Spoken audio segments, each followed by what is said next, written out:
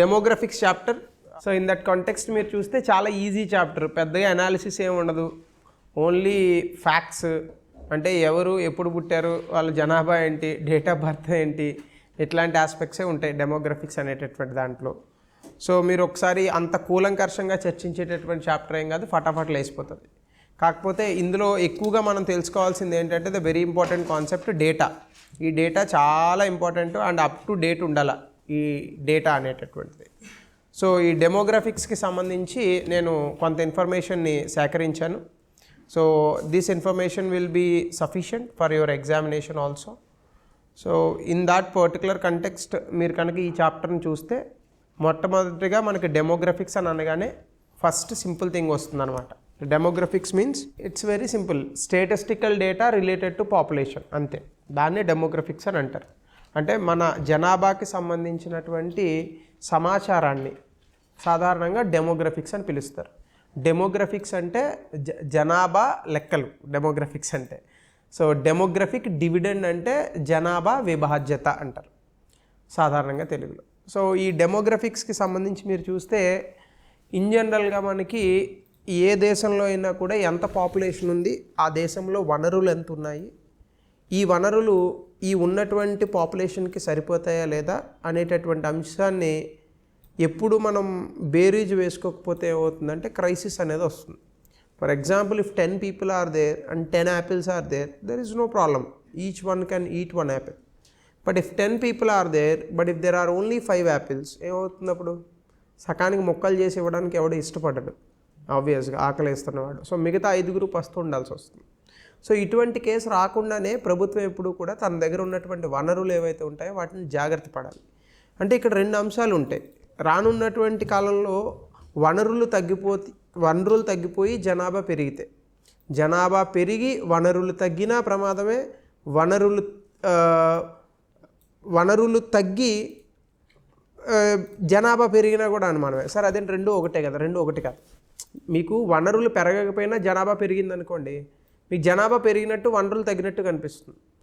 వనరులే తగ్గిపోయినాయి అనుకోండి, ఉన్న జనాభా కాన్స్టెంట్గా ఉన్నా కూడా మీకు పెరిగినట్టు కనిపిస్తుంది. సో వైస్ వర్సా అనేది ట్రూ ఏం కాదు. బట్ థింగ్ ఏంటంటే ఇక్కడ ఈ వనరులు అనేటటువంటివి every time they play a very bigger role. ఎందుకంటే వనరులు అనేటటువంటివి సాధారణంగా మనకి వరల్డ్లో ఈ ప్రకృతిలో లభించేవి. ఇది పలానా టైంలో పలానా రూపంలో వస్తుందని మనం ఏం చెప్పలేం. అంటే టు డీప్ ఇట్ డిగ్గర్, ఈ సంవత్సరం వర్షాలు బాగా కురుస్తాయా చెప్పలేరు. మీరు ఎలా చెప్తారు? ఎల్నిలో వచ్చిన ఒక్కొక్కసారి వర్షాలు కురిసిన సందర్భాలు ఉన్నాయి. ఈ సంవత్సరం ఎండలు బాగా కాస్తాయా? ఇండియన్ మెట్రలాజికల్ డిపార్ట్మెంట్ ఈ ఇయర్ ఎండలు ఎరగదీసేస్తాయని చెప్పింది. నాకు తెలిసినంత వరకు ఈ ఇయర్ ఏమో ఎండలు అంత లేవు. మరి ఫ్రాంక్లీ స్పీకింగ్ చూస్తే అందులోని గట్టిగా మాట్లాడితే మే నెలలో కూడా చలేసింది, మనకి వర్షాలు ఎక్కువగా పడ్డాయి అండ్ వడగళ్ళ వానలు ఇవన్నీ కామన్గా వచ్చాయి. సో థింగ్ ఏంటంటే మనం ఈ ప్రకృతిని అంత అనుకున్నటువంటి స్థాయిలో 100% అంచనా వేయలేం. సో ఈ సంవత్సరం మనకి దాదాపుగా 140 కోట్ల జనాభా ఉంటుందని అంచనా వేస్తున్నారు. ఎంత అంచనా వేసినప్పటికీ కూడా ఈ 140 కోట్లకి సరిపడేటంత ఆహారం మనం సంపాదించగలమా, అంత ఆహారాన్ని మనం ఉత్పత్తి చేయగలమా అంటే that raises a very bigger question. అంటే చేయొచ్చు, చేయలేకపోవచ్చు, చెప్పలేము. సో కాబట్టి ఎప్పుడు కూడా ఈ జనాభాని, మనకున్నటువంటి వనరుల్ని బేరీజ్ వేసుకోవడం అనేటటువంటిది it is one of the significant task in any particular country. మీరు ఎప్పుడైనా చూడండి, కోవిడ్ వచ్చింది, ఫస్ట్ క్వశ్చన్ ఏమొచ్చింది? సరిపడిన మాస్కులు లేవు స్టార్టింగ్ కోవిడ్ వచ్చినప్పుడు కదా. దాని తర్వాత సరిపడిన రెమ్డెసివిర్స్ ఇంజెక్షన్స్ లేవు. ఇలా రకరకాల ఆస్పెక్ట్స్ వచ్చాయి. ఆ తర్వాత ఆ వనరుల్ని పెంచారు. ఇలాగే జనాభాకి రకరకాల విషయాలలో అవసరాలు అనేటటువంటివి ఉంటాయి. సో ఇవన్నీ కూడా సరైన సమయానికి సరిగ్గా ఉంటాయి, దొరుకుతాయి అని అనుకుంటే కుదరదు. దానికి ఒక పర్ఫెక్ట్ ప్లానింగ్ ఉండాలి. పెరుగుతున్నటువంటి జనాభా అవసరాలకు అనుగుణంగా మన దగ్గర వనరుల కేటాయింపులు జరగాలి. మన దగ్గర ఉన్నటువంటి వస్తువులు ఇవన్నీ కూడా కరెక్ట్గా ఉండాలి. So these are the things that you need to understand. So ఆ పర్టికులర్ కంటెక్స్లో మనకి డెమోగ్రఫిక్స్ అని ఇచ్చాడు, పాపులేషన్ పాలసీస్ గురించి చెప్పమన్నాడు, అంకెల గురించి చెప్పమన్నాడు, మనం అన్నీ చూద్దాం. సో ముందుగా ఇది డెమోగ్రఫిక్స్ ఇంట్రో. మీరు చూస్తే ఈ డెమోగ్రఫిక్స్కి సంబంధించి వెరీ ఇంపార్టెంట్ ఆస్పెక్ట్స్ ఏంటంటే కొంచెం ఇన్ఫర్మేషన్ చూద్దాం. డెమోగ్రఫిక్స్ భారతదేశంలో చాలా వేగంగా మారినటువంటి లెక్కల్లో ఒకటి. అంటే సింపుల్గా చెప్పాలంటే 1947లో మన జనాభా 34 కోట్లు అక్షరాల. ఆ రోజు నుంచి ఈ రోజు వరకు కూడా అనేక మార్పులు చెందాయి ఏది భారతదేశంలో ఉన్నటువంటి ఈ జనాభా లెక్కలకు సంబంధించి. సో సిగ్నిఫికెంట్గా ఈ డెమోగ్రఫిక్ స్ట్రక్చర్ అంటే ఈ జనాభా తాలూకా నిర్మాణం అనేటటువంటిది బాగా మారింది. రెండవ ఆస్పెక్ట్ ఏంటంటే the country experienced A population explosion. 1947 వరకు బాగానే ఉన్నారు. 1951 వచ్చే సమయానికి ముఖ్యంగా 1951 నుంచి 1981 మధ్య విపరీతమైనటువంటి జనాభా పెరిగిపోయింది. ఎంత వేగంగా పెరిగిందంటే by the time we reach 1990s we were around 90 crore. అంటే 34 కోట్ల నుంచి సీదా 90 కోట్లు, almost all 300% of increase. So which is very dangerous thing. So కాబట్టి దాని తర్వాత ఏమైందంటే మళ్ళీ టోటల్ ఫర్టిలిటీ రేట్ అనేటటువంటి తగ్గింది. సాధారణంగా మనకి fertility rate, population rate, replacement rate అనేటటువంటి 3 మాటలు ఉంటాయి. ముందు చూద్దాం. పాపులేషన్ రేట్ అంటే ఏంటంటే పాపులేషన్ ఎంత వేగంగా వెళ్తోంది. ఫర్టిలిటీ రేట్ అంటే ఏంటంటే ఒక్కొక్క జంట ఎంతమంది పిల్లల్ని కంటున్నారు సగటున, రైట్? ఒక్కొక్క జంట సగటున ఎంతమంది పిల్లల్ని కంటున్నారు. సాధారణంగా మన దేశంలో చూసుకుంటే 2.1 అని అంటున్నారు ఇప్పుడు. అలాగే రీప్లేస్మెంట్ రేట్ అని ఉంటుంది. రీప్లేస్మెంట్ రేట్ అంటే ఏంటంటే జనాభా పెరగదు తగ్గదు, సమానంగా ఉంటుంది. అంటే చచ్చిపోయే వాళ్ళ సంఖ్య పుట్టే వాళ్ళ సంఖ్య సమానంగా ఉంటుంది. ఏదో ఆ సినిమాలో ముఠా మేస్త్రిలో ఒకడిని చంపాను ఒకడిని కాపాడాను లెవెల్ అయిపోయింది అన్నట్టుగా ఇక్కడ కూడా ఎంతమంది పుడుతున్నారు ఎంతమంది చనిపోతున్నారు అనేటటువంటి సంఖ్యని కనుక మీరు తీసుకుంటే రెండు సమానంగా ఉన్నాయనుకోండి, జనాభా పెరగదు తగ్గదు, then that is called replacement rate. ఇప్పుడు దాదాపుగా భారతదేశం రీప్లేస్మెంట్ రేట్కి వచ్చేసింది. అంటే ఆల్మోస్ట్ ఆల్ ఇంకా జనాభా పెరగదు తగ్గదు అని అంటున్నారు. అది కూడా ఎప్పుడంటే 2050 తర్వాత. అప్పటికి భారతదేశ జనాభా 160 కోట్లు దాటుతుందట. 2100 సంవత్సరానికి భారతదేశ జనాభా 180 కోట్లు. ఆఫ్టర్ దాట్ 2100 నుంచి తగ్గడం ప్రారంభమవుతుందంట. 2200 సంవత్సరాలకి మళ్ళా భారతదేశంలో ఉన్నటువంటి జనాభా ఈ 180 కోట్లలో సగం అయ్యేటటువంటి అవకాశం ఉండొచ్చు. అంటే విచ్ ఇస్ అప్రాక్సిమేట్లీ 90 crore. అంటే నెక్స్ట్ 200-300 ఏళ్లలో ఏ రకంగానూ కూడా సెంచరీకి తగ్గం, సెంచరీ పైనే ఉంటాం. క్లారిటీ ఉందా?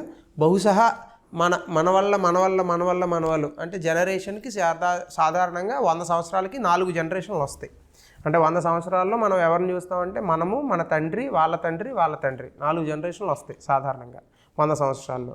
ఆ రకంగా మీరు నెక్స్ట్ 500 సంవత్సరాలు అంటే 500 ఇంటూ 100కి 4 చొప్పున వేసుకుంటే 5 ఇంటూ 4 20 తరాల తర్వాత భారతదేశ జనాభా బాగా తగ్గి బాగా సంపన్న దేశంగా మారే అవకాశం ఉంటుంది.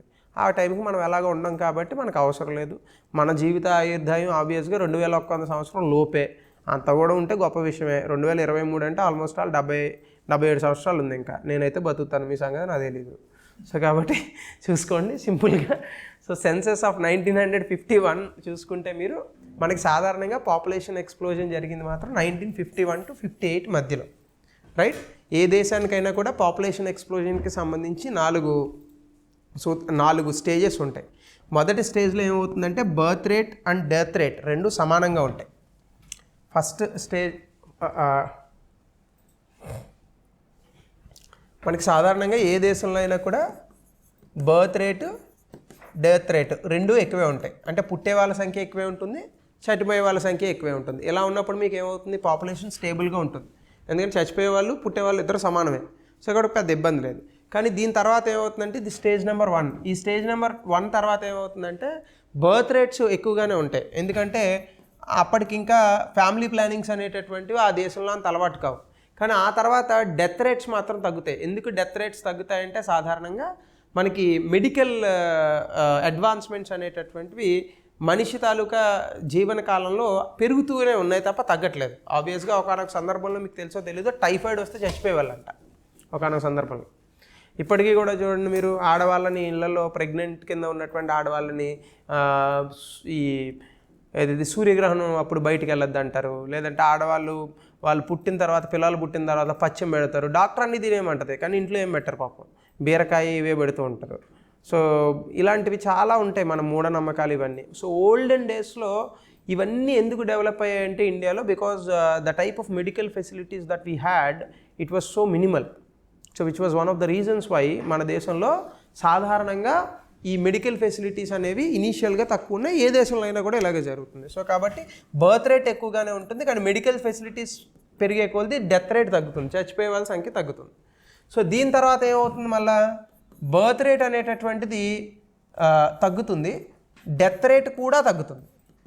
కానీ ఈ పర్టికులర్ సందర్భంలోనే మీకు ఏమవుతుంది, పాపులేషన్ అనేటటువంటిది చాలా విపరీతంగా పెరిగిపోతుంది. చచ్చిపోయే వాళ్ళ సంఖ్య తగ్గింది, పుట్టే వాళ్ళ సంఖ్య మాత్రం విపరీతంగా పెరిగిపోతుంది అనుకోండి. ఏమవుతుంది, అదే ఒక 10-15 ఆస్ట్రేలియాలకు అంటూ ఉంటాం మనలాగా. మీకు ఆల్రెడీ ఎప్పుడు చెప్తూ ఉంటాను నేను, ప్రతి సంవత్సరం మనం కొత్తగా పుట్టే వాళ్ళ సంఖ్య 2 కోట్లు, ఆస్ట్రేలియా మొత్తం జనాభా 2 కోట్లు. So every year we are giving birth to 1 Australia. ప్రతి సంవత్సరం పాపం ఒక ఆస్ట్రేలియాకి జన్మనిస్తూ ఉంటాం మనం. సో ఆ రకంగా ఉంటుంది. థర్డ్ స్టేజ్లో ఏమవుతుందంటే బర్త్ రేట్ తగ్గుతుంది, డెత్ రేట్ తగ్గుతుంది. బర్త్ రేట్ ఎందుకు తగ్గుతుందంటే జనాలకు అవగాహన వస్తుంది, ఎక్కువ మంది పిల్లలు అనేటటువంటిది కోరుకోరు, because as part of their economic development.